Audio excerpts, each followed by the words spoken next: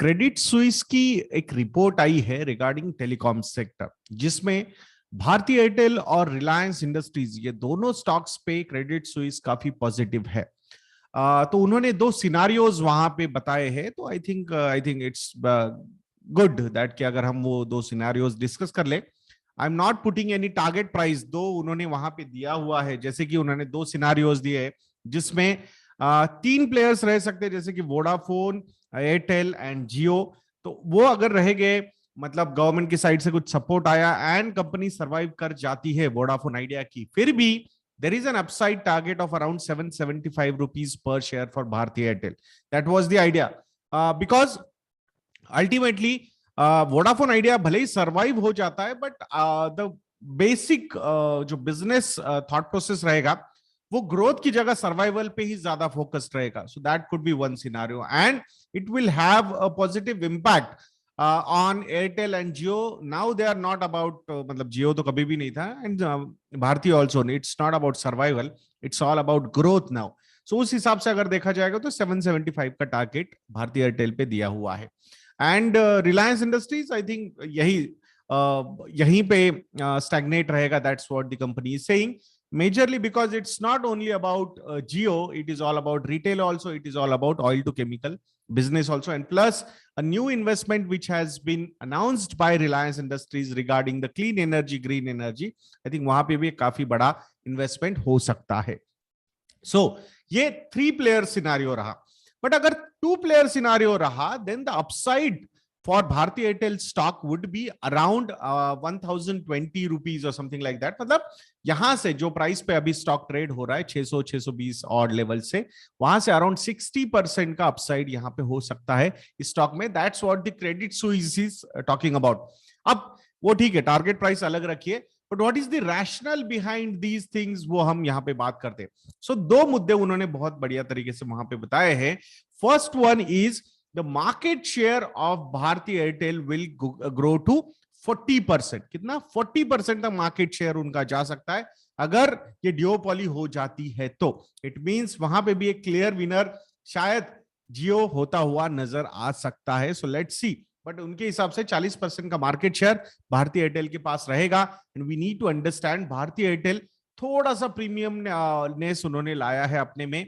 सो अगर average revenue पर user की बात हो, या फिर पोस्टपेड, बेसिक पोस्टपेड प्लान्स हो, या फिर बेसिक प्रीपेड प्लान्स हो, now the focus has shifted towards the profitability, the average revenue per user, not on the acquisition of new subscribers. They know that there are going to be a lot of affluent subscribers which will focus more on quality of the services rather than affordability. तो ये एक debate शायद आने वाले समय में शुरू हो सकता है, affordability versus quality in telecom thing. मतलब किस तरीके से आपकी रेंज मिलती है, इंटरनेट की स्पीड कैसे मिलती है, तो ये सारी चीजें काफी ज्यादा मैटर करने वाली है आने वाले समय में। तो वहां पे 40% का market share and 200 rupees average revenue पर यूजर पर मंथ, ये भी एक थॉट उन्होंने दिया है वहां पे, जो currently around 146 rupees per user है एआरपीयू उनका, तो वो बढ़ के 200 रुपीज तक जा सकता है। And it will add a lot of value to their EBITDA, a lot of value to their operating profit, to their net profit.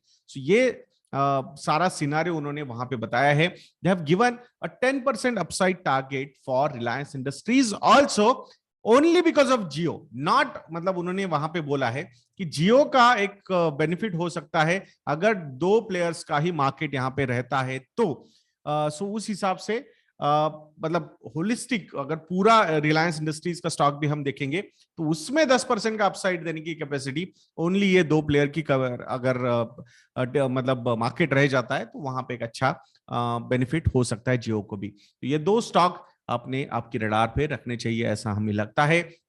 सो यहाँ पे मार्केट डायनामिक्स भी इनको सपोर्ट कर रहा है, प्लस जो इनके भी ग्रोथ प्लान है वो भी काफी सपोर्ट करते हुए नजर आ रहे हैं। एंड दैट्स व्हाई ये जो इंस्टीट्यूशनल इन्वेस्टर्स या फिर इंस्टीट्यूशनल ब्रोकर्स है उनमें ये कंसेंसस और ज्यादा बनता हुआ नजर आ रहा है। एंड अल्टीमेटली ये एक री रेटिंग का स्टार्ट भी हो सकता है किसी भी स्टॉक के लिए। So that's why the stock should be on your radar from investment point of view, not from trading point of view. So ये हमने हमेशा समझना चाहिए, because it's a new journey which is starting and it can be a very good long journey, decade long journey of growth could be there. So that's why एक long term investor, एक तुच्छ प्राणी हमारे जैसा बनने में यहाँ पे अपॉर्चुनिटी मिल सकती है.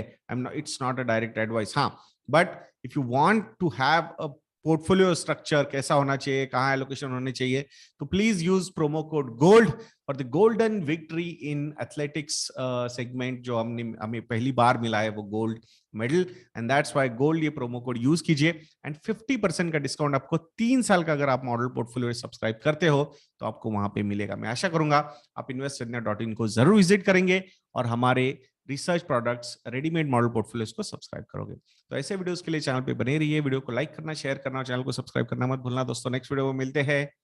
जय हिंद.